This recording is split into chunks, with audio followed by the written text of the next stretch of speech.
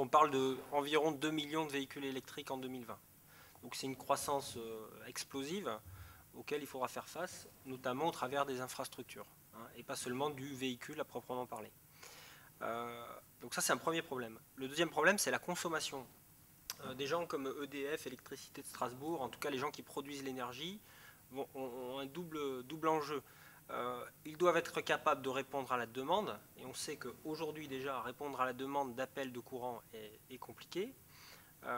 Et en plus, donc on va dans l'augmentation de la consommation d'électricité, ce qui n'est pas forcément dans l'air du temps. Et ensuite, on a besoin d'équilibrer les réseaux. Donc pour ça, ça je ne vais pas trop en parler, mais il y a une partie de technologie de l'information qui est très importante, qui concerne la gestion dynamique des réseaux, qui est un sujet qui est très très bien connu et très travaillé en amont, et qui n'est pas lié qu'à la mobilité. Donc j'ai envie de dire, c'est pas propre à ce sujet-là. Mais le métier de Schneider, aujourd'hui, depuis toujours, c'est de gérer l'interface entre la production d'énergie et puis son usage. Voilà. Donc quand on a une voiture électrique, il y a quelqu'un qui amène le courant, EDF, Électricité de Strasbourg, je répète, et puis il y a vous, le consommateur, qui va recharger son véhicule. Alors, qu'est-ce qui se passe entre les deux en termes d'infrastructure? Ça, c'est un métier de Schneider de répondre à ça, avec les autres constructeurs.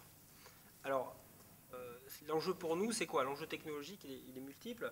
Il faut produire une infrastructure qui soit sûre, qui soit simple, qui soit efficace énergétiquement parlant, d'accord, qui soit communicante pour discuter avec les producteurs d'énergie et sur la gestion de leur réseau. Voilà. Alors, comment on fait ça? Alors d'abord, aujourd'hui, il n'y a pas d'exemple à très grande échelle dans le monde de villes ayant une infrastructure de véhicules électriques, on va dire, de manière très importante. Donc aujourd'hui, on va dire qu'en France, on est en phase expérimentale là-dessus. Et dans le cadre des projets d'investissement ou du grand emprunt du gouvernement, aujourd'hui, EDF pilote un certain nombre de projets, on va dire, de projets test. Hein, j'en ai cité quelques-uns là, mais il n'y a pas seulement les producteurs d'énergie, il y a évidemment les producteurs de véhicules, qui eux aussi ont besoin, pour vendre leurs véhicules, de garantir que l'infrastructure existe. Donc nous, étant au milieu de toute cette chaîne, on est contacté par ces gens-là pour tenter de répondre à leurs enjeux, à leurs contraintes et à leurs besoins de développement de ces solutions-là. Alors j'ai cité quelques exemples, je vais m'attarder un tout petit peu sur l'exemple de Kléber Strasbourg. Alors je ne sais pas si vous connaissez cet exemple, mais on le vit en ce moment même. Donc la ville de Strasbourg, qui est assez avancée sur le sujet, a pris la décision d'investir avec un constructeur que je vais nommer qui s'appelle Toyota sur ce moyen de transport-là. Donc aujourd'hui, le véhicule il existe, le business model il existe, enfin il est multiple. Alors à qui propose-t-on ces véhicules? On peut les proposer à la collectivité, aux agents de la collectivité, c'est le cas. On peut les proposer aux entreprises, hein, via un système de location de parc, plutôt que de louer des voitures à carburant pétrole, on peut proposer un parc de véhicules électriques. Et puis, on peut le proposer à particulier ou à l'employé d'une entreprise. Et à chaque fois, l'infrastructure et les moyens de rechargement sont différents. Donc ces expérimentations-là, il y en a une à Strasbourg sur l'ensemble de ces marchés-là. Donc nous, on répond avec certaines solutions, d'autres constructeurs répondent avec d'autres solutions. Mais l'important est de comprendre qu'on ne peut pas se lancer dans un programme d'investissement de véhicules électriques sans avoir pensé très en amont à l'infrastructure. Aujourd'hui, on n'est pas très en amont. Hein. Donc on arrive un peu tard dans le processus, mais c'est pas grave, on va y arriver quand même. Mais c'est une vraie difficulté et c'est quelque chose qu'il faut penser, et là je m'adresse plutôt aux collectivités locales, qu'il faut penser très très en amont. Parce que c'est un problème qui touche l'infrastructure du réseau électrique sur lequel on n'a pas beaucoup de latitude. Voilà. Et ensuite il y a un problème de financement. Alors, juste pour essayer de montrer un petit peu la complexité de ce qu'est ce marché du véhicule électrique, en tout cas du mode de rechargement, sur un slide, il est en anglais mais les dessins parlent d'eux-mêmes, on voit qu'en fait il y a tout un tas d'usages de ces véhicules et une collectivité, quand elle fait le choix de rendre possible l'utilisation d'un véhicule électrique par ses concitoyens, elle doit prévoir tous les cas de figure. Donc elle doit prévoir d'avoir des stations-service, entre guillemets, de rechargement.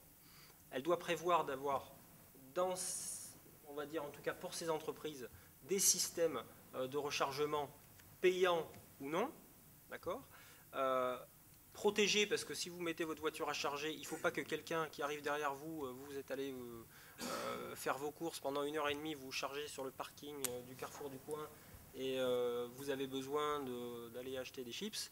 Il ne faut pas que la voiture qui arrive derrière vous, elle vous pique votre prise de courant et puis qu'elle fasse le plein et qu'elle parte voilà, avec votre plein à vous. Voilà. Donc toutes ces petites problématiques-là, elles ne sont pas anodines et les solutions n'existent pas toujours de façon optimale pour chacun des usages. Donc c'est pour ça que Schneider investit dans la R&D, comme d'autres fabricants. En tout cas, c'est quelque chose qu'il faut prendre en compte très en amont. Autre difficulté, en tout cas, qu'il faut envisager, c'est la durée de charge. Quand vous êtes au bureau, vous avez le temps. Si vous êtes commercial, c'est beaucoup plus compliqué. Vous êtes sur le terrain. Et si vous êtes en train de vous déplacer en permanence, vous n'avez pas le temps de vous contenter de charger votre voiture en 6 heures. En tout cas, ce n'est pas quelque chose qu'on acceptera facilement dans notre besoin de liberté de transport. Alors, là aussi, les technologies permettent de répondre. Il existe plusieurs techniques de charge, de rechargement de véhicules, des charges, on va dire, lentes. C'est presque celles que vous pourriez avoir chez vous en vous branchant sur le secteur. Et là, il vous faut la nuit pour recharger. Mais ça peut être aussi des systèmes flash très rapides, et là qui demandent des infrastructures, et on va dire du même niveau que serait une vraie station-service telle qu'on la connaît aujourd'hui.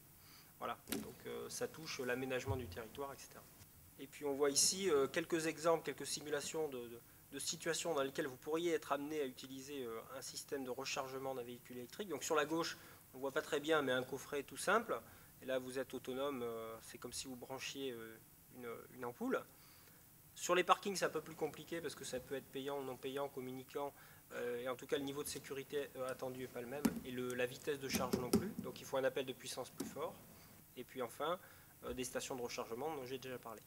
Voilà, ce que je veux que vous reteniez, c'est que le véhicule électrique répond à certains enjeux, environnementaux en tout cas. Et il nécessite une infrastructure qui est pensée très en amont. Et Schneider Electric et d'autres constructeurs sont là pour penser avec vous et trouver les solutions les plus adaptées à chaque fois.